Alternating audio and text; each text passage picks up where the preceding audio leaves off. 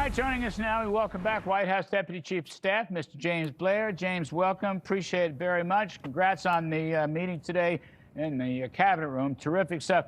But, James, I have one little bone to pick, okay? One minor bone to pick. You're a very important guy, so I'm taking this to you. Let's hear it. When you write the president's speech, you and whoever else, I know a little bit about this process once upon a time, actually twice upon a time. When you draft the speech, James, you got to put facts in it. Facts. He's winning the fact argument. We talked about it with Brooke Rollins and Art Laffer and Steve Moore. I went through some numbers. You got great facts on holiday sales and Black Friday sales. You got great numbers. Wages are beating inflation now because under Biden it was upside down. Business is in a boom, James. Business is in a boom. Unemployment claims are low. People are starting to build factories and buying machinery and equipment. If you put facts in, then you'll show just how phony the Democrats' argument is. Yeah, I couldn't agree more. You mentioned how phony the Democrats' argument is. I mean, let's tell the whole story here. For 4 years, as you well know, Joe Biden and every Democrat in Congress stole from the American people. They stole from them through the hidden tax of high inflation, the highest we've ever seen in this country. And now President Trump and the Republicans in Congress are trying to make the American people whole. They're trying to do it through tax cuts. They did this in the big, beautiful bill. No tax on tips, no tax on Social Security, no tax on overtime pay, plus all of the business tax deductions that are increasing, supply side economics trickling down to workers, as you said in the last segment. I think there's over 7 million job openings in America, tight labor market, good for wages. The Republicans and President Trump are trying to make the American people whole, and the Democrats are fighting us every single step of the way. But President Trump and the Republicans won't rest until not only have they been made whole, but better off than they were the last time he left office. So that's what we're fighting against. We're fighting Democrat obstruction, but we're not going to stop until it's better than ever before. So I'm not saying I have a monopoly on these important facts, but I did a riff tonight, which will be published. I would like very much for you to have it and give it to the president. I'm going to try to send it to him myself.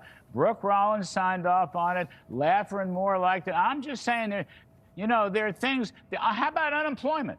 Unemployment claims, which is the leading indicator of the whole labor market, is historically low. It may be the lowest it's ever been. Recessions are 350,000. You know what the claims are now? 214,000. I mean, that kind of thing belies this affordability crisis, okay, which has been so named by the left-wing media and the Democrats. And there's a business boom, James. There's a business boom, right? One big, beautiful bill. They're buying machinery. They're buying equipment. They're starting to build factories. What happens in a business boom? People get hired. Wages go up. You're in Fat City. Take-home pay goes up. That's an affordability win. You follow me? I'm just saying facts go a long way, my friend.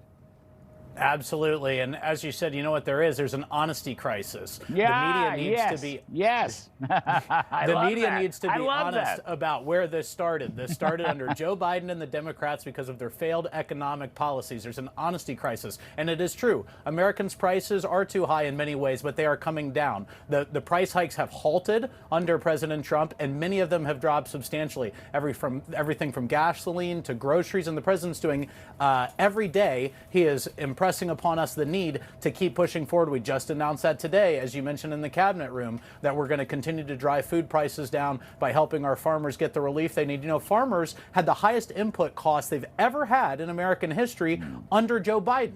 And so they raised prices, and we're trying to help them reverse that trend so prices are lower at the grocery store. There's an honesty crisis. The media needs to tell the truth. Joe Biden and every Democrat in Congress started this. They have fought us every step of the way to try to fix it, and they think they're going to campaign on that, but it's not going to be a winning message. They voted against every tax cut and every action we've taken to put money back in the American people's pocket, and they will pay the price for that ultimately. All right. Well, James, you're right. There is an honesty crisis. I agree. I'm just urging you to use facts. You're a very smart fella, and I know you're going to follow through in this speech. And by the way, with petroleum prices coming down, gasoline prices coming down, that affects every nook and cranny of the economy.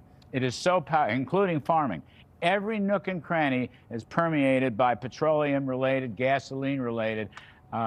This is a tremendous blessing, and I don't know whether we owe it to a landman or whoever we owe it to, but the fact remains it's cool now to do fossil fuels. It's a big thing. I'd go with it. I'm a little short of time because we had Brooke Rollins and so forth. I love the honesty crisis, James. I'm just begging you to put factoids in the speech. Mr. Trump loves factoids, believe me. James Blair, Yes, sir. Deputy White